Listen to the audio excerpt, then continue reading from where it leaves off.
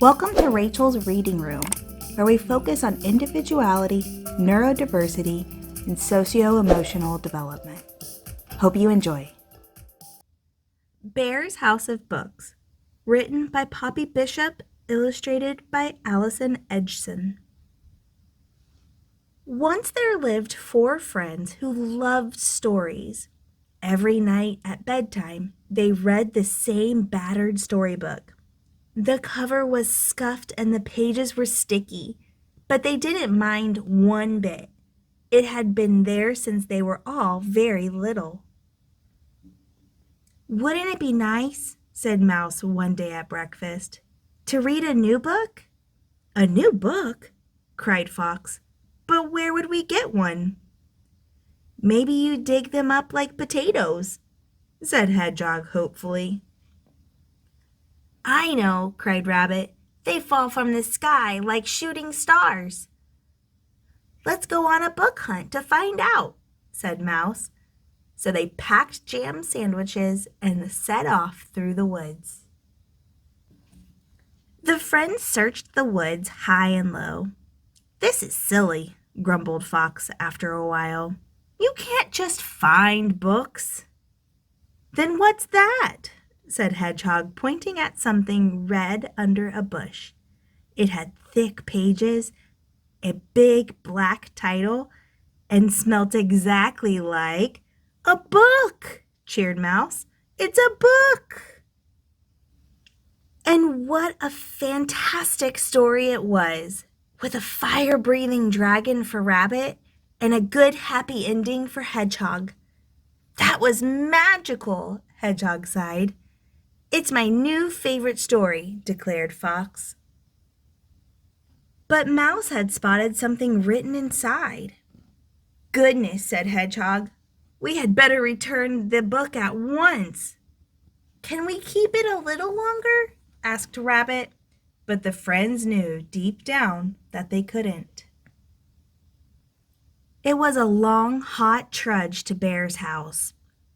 When they got there, no one answered Rabbit's loud rat-a-tat-tat-tat on the door, and the book wouldn't fit through the letterbox.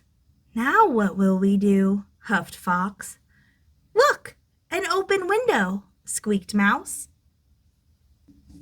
The friends lifted up the heavy book and pushed it through the window. But Mouse forgot to let go and fell in after it.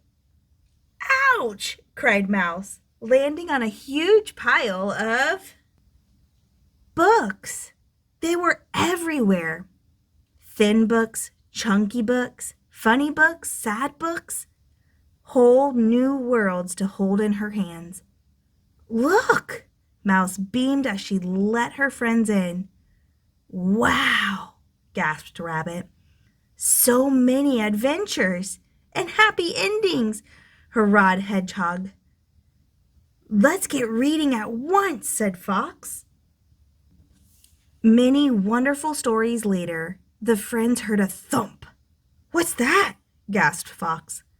It was getting closer. Thump, thump, and louder. Thump, thump, thump.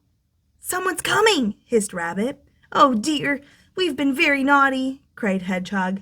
"This isn't our house, and these aren't our books." "Quick!" whispered Mouse. "Hide!" Bear clomped into the room. He sat down with a huff and reached for a book. "Who's left sticky paw prints on this cover?" he grumbled. "And a whole jam sandwich in the middle," he rumbled. "Who's been reading my books?" "We have," quavered 4 little voices. "Scallywags!" bellowed Bear, whipping back the curtain. "How dare you touch my books?" "We're very sorry," squeaked Mouse. "We found this book in the woods, and that's mine!" cried Bear. "It's my favorite." "It's our favorite too," said Rabbit. "I liked the end," Hedgehog whispered. "I love happy endings." "Humph!" grumped Bear. "I like happy endings too."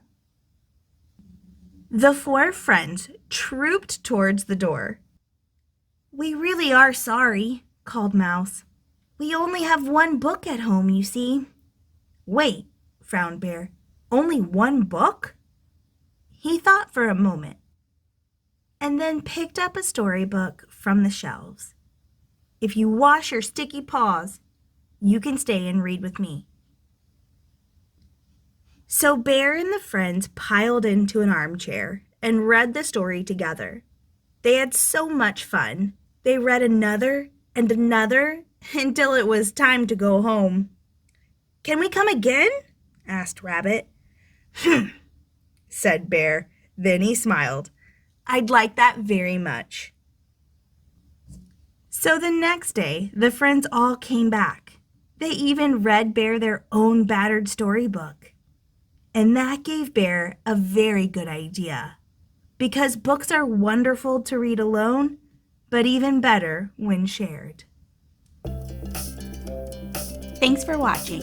If you enjoyed this, why not check out my other videos?